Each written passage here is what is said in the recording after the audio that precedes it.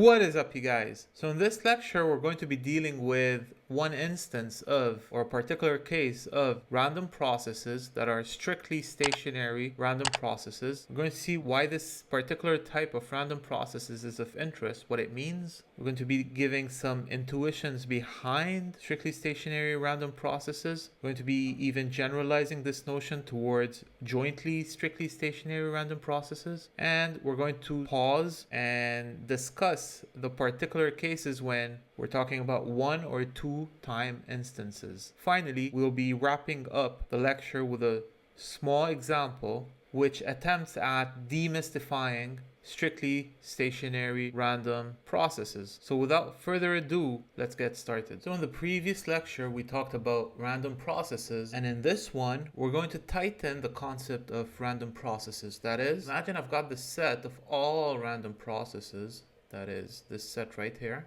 So this is my set of all random processes. We're going to be interested in a class of random processes.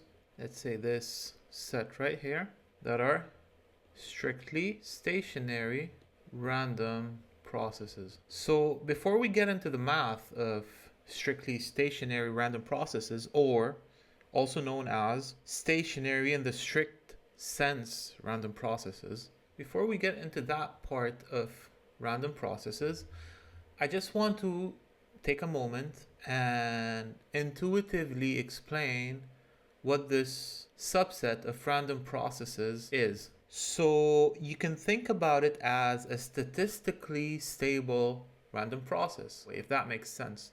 Let's say I pick one trial, as we did in the previous lecture. We picked trials out of a certain sample space. Well, I pick one trial and I plot it as such. And even more, I pick, let's say, k points. 1, 2, 3 down to k. And those are denoted by xt1 down to xtk, okay? This is one instance of the random process. Those are k samples of one instance only. Now, to generalize this, we're going to say that this is the ith trial, right? This is one of many trials. And lowercase x are actually instances, right? Now, to reflect a random process, sort of like saying, I pick x from the random generator x. Like in probability, you say, I pick x from, let's say, a Gaussian random generator, uppercase x, for example. Well, we're going to denote the same thing here, and we're going to say that, okay, the t1th sample xit1 is actually generated from uppercase xt1. So xt1 is my generator, right? And so on, down to uppercase xtk. So this is actually what is referred to as the random process. Okay, so we're just doing a bit of revision of the previous lecture on random processes. Well, why are strictly stationary random processes important? Well, loosely speaking, strictly stationary means statistically stable. What does that mean? It means that if I pick those k points, the ones in red, and I take a look at, their statistical distribution, which is in probability captured by the joint distribution of all these points. So if I take a look at the joint distribution of xt1 down to xtk, now going back to probability, this is referred to as the joint distribution function, which is defined to be, if you want to mathematically define it, fx t1 down to xtk of x1 down to xk is actually the probability that the first instance of my random process is upper bounded by x1 and it's joint, so and all the way down to xtk less than xk. So this is the mathematical definition of a joint probability distribution. So if I take a look at those k points, at the joint distribution function of those k points, it is statistically stable in the sense that if I shift any amount I want, we're going to obtain the same distribution. That is, the same distribution is equal to fx of t1 plus tau down to xtk plus tau of x1 down to xk. So let's say the O's right here are the shifted instances of the random process, right? Means that statistically the red points and the green points behave the same. That's what it is. And even more, a consequence of that would be that your random process is actually invariant with respect to the location of the origin. That is, your signal is origin agnostic, if that makes sense. So your signal would behave the same if it started today, if it starts tomorrow, or it starts at any given time. For example, if you have a certain remote control and you're sending a certain command to your TV, if you start the remote control today, tomorrow, after tomorrow, the command is going to be the same, given that there is a battery in the remote, right? So in that sense, signals are said to be strictly stationary. Now you can also look at two processes at the same time. So say that you've got, I don't know, process X right here. So this is one instance, so lowercase x of t. This is your x of t. And let's say you've got another process right here, y of t. So this is one instance, so lowercase y of t. And it looks something like this. Okay. You can pick k points from both processes. So let's say they're here. Those are your k points. And right here, you take a look at the random process xt1 down till xtk. And likewise, you've got here the random process defined by y t1, not necessarily the same t1, so t1 prime down till y tk prime. Well, you can also say that the joint random process defined by, stacking this with this, that leaves us with a bigger random process xt1 down till xtk. Now this is useful when studying, similarity between signals. You'd be interested in the joint random process. Well, it would be of interest to take a look at if this joint random process is strictly stationary or not, because you could view it as one random process, and you can ask yourself the question, well, does it lie within this, set where it's strictly stationary? If yes, then this big random process is also said to be strictly stationary random process. And even more, because this big random process is made out of two sub-processes, one defined by x and the other defined by y, we say that x and y are jointly strictly stationary, because together they also form a strictly stationary process. So x and y are jointly strictly stationary. Okay? Now, of course, this applies for any k and for any choice of time instances, right? Because, intuitively speaking, if you say, oh, I pick k points right here in red, 1, 2, down to k, or I pick the green ones, both ensembles should statistically behave the same. So it applies for any t1 down till tk, and even more for any k. That's super important, because if this definition was for only one fixed k, then we would not have the definition of strictly stationary without the k being involved in the definition. Because if this is only true for k equal 2, for example, then you would see part in the definition that this is 2 dash strictly stationary, if that exists, right? Or in general, k strictly stationary, but this applies for all k.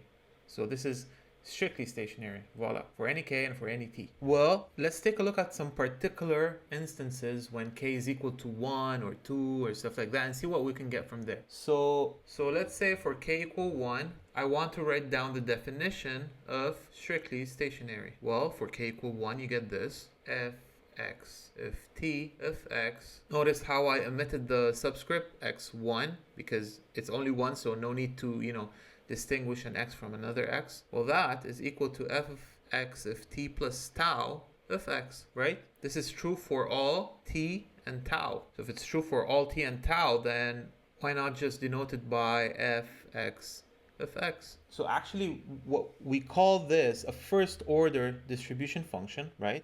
Of a stationary random process, which is inherently independent of time, because it is for all time. This applies for all time. So y dependent or yc through time. That's it. This is what defines your random process for k equal 1. Now, why am I writing that? It's because I want to show you the sense of time over here.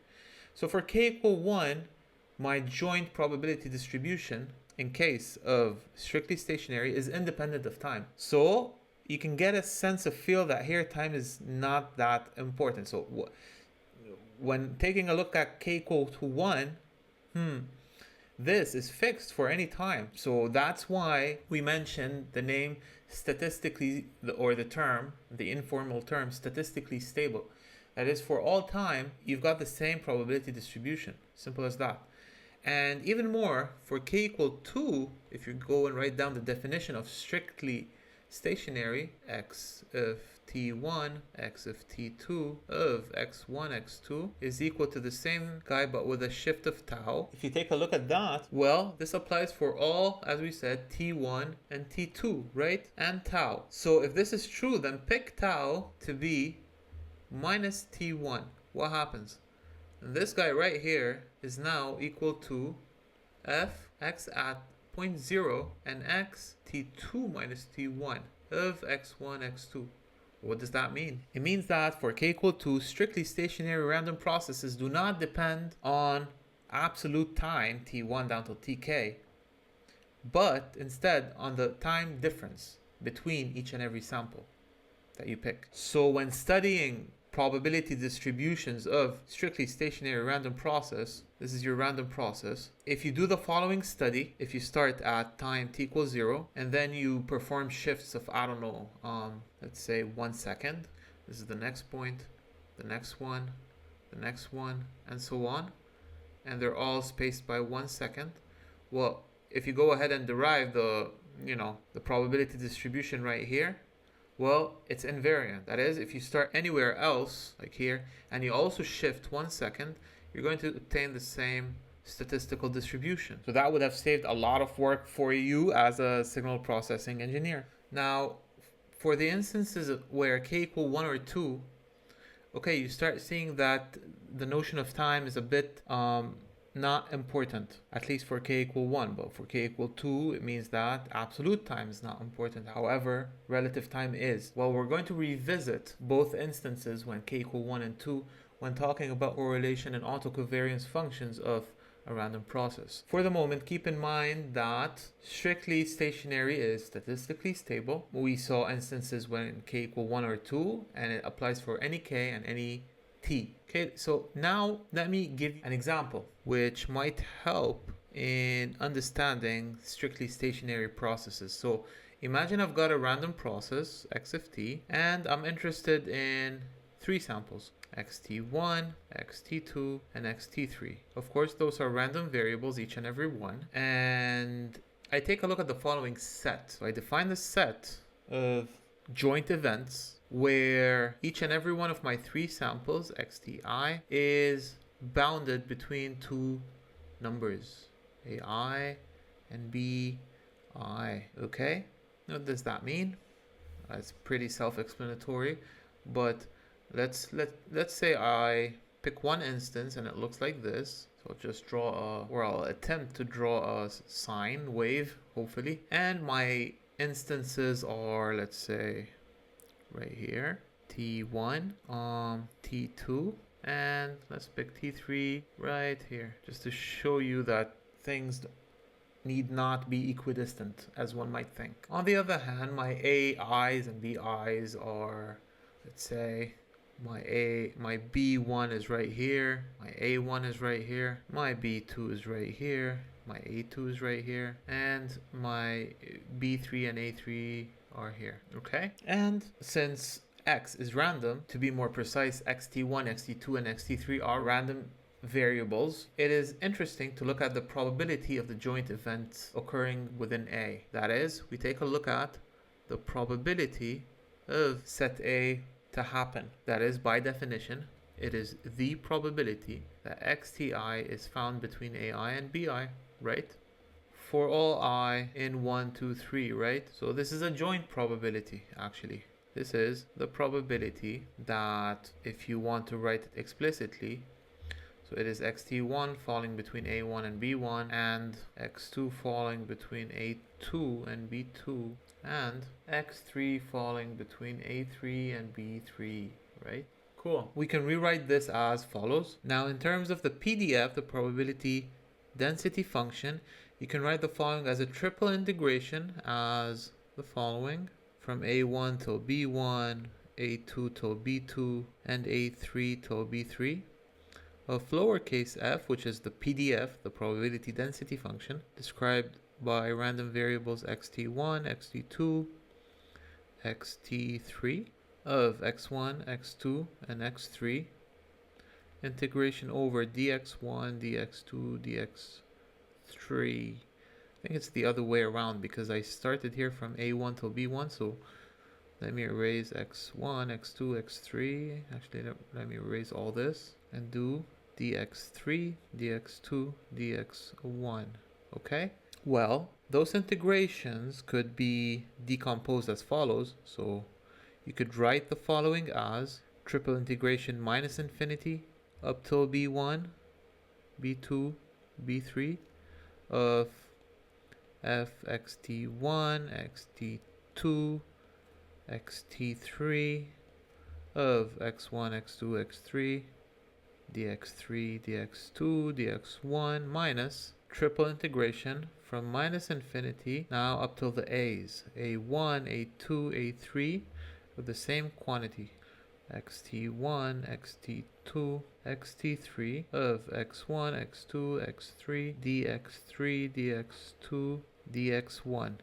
Now notice here that I have used nothing other than the following. So in terms of 1D, in the case of 1D, so in the case of one integration where I'm integrating from a till b, this is actually the area of the function beneath a and b, right? It's this area over here.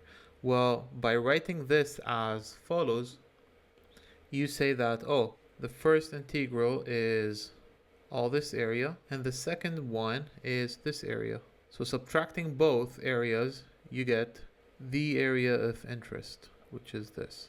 That's what we did up here, right here. Okay. So the first part is actually the CDF, or the probability distribution function, f xt1, xt2, xt3 of b1, b2, b3 due to the upper limits. And the second one is uppercase f xt1, xt2, xt3 of a1, a2, a3 due to the upper limits. Okay? So, all in all, the probability of A is expressed in terms of the joint distribution of the random process, evaluated at first time with respect to B minus those with respect to A. So it is the difference of joint probability distributions. So why do we care? Well, in terms of strictly stationary random processes, this is time invariant. So it doesn't depend on t. So this computed quantity is the same across any t. So if I go back up here to the figure and take a look at those green intervals, right? And I shift them, let's say I shift them, I don't know, like some tau. So B1 would turn out to be here, A1 would turn out to be here, B2 would turn out to be here, and A2 would turn out to be here, and B3 would turn out to be here, A3 would turn out to be here. The probability that the signal is bounded between B1 and A1 at any given time and B2, A2 at any given shifted time, as well as B3, A3 at any shifted time, is the same. Notice that since we're talking about probabilities, this does not mean that any given trial of the signal should pass between A1 and B1. No, it depends on the probability. So I might get a signal that looks like this. So right here, okay, it passes. It didn't pass between B2 and A2, but over here it did. Okay? Note that this could be a certain trial, xi of t. So I hope this lecture was enough in demystifying what a stationary process is. Again, it is one class of, or it is a subset of the broader random processes set that are statistically stable. In other words, if you take a look at, if you grab k random variables that are obtained by sampling the random process at k different instances of time, well, the joint probability distribution is the same regardless of the shift tau for any k and for any time instances. In other words, the random process x is invariant with respect to the origin's location, We also talked about jointly strictly stationary random processes, and we highlighted the meaning of strictly stationary random process for the particular cases of k equal 1 and 2. We saw that for k equal 1, strictly stationary random processes are independent of time, whereas for k equal 2, they do not depend on absolute times, rather they do depend on relative times. And last but not least, we saw an example applied to strictly stationary random processes on bounded intervals at 3 different time instances. In future lectures, we're going to be even loosening this bound when talking about mean correlation and covariance functions. That is, we're going to be looking at the broader set that, let's say, falls over here, that are termed WSS, which stands for wide sense stationary, or also known as in the literature, weakly stationary random processes. We're going to be seeing in which sense do we mean weakly stationary.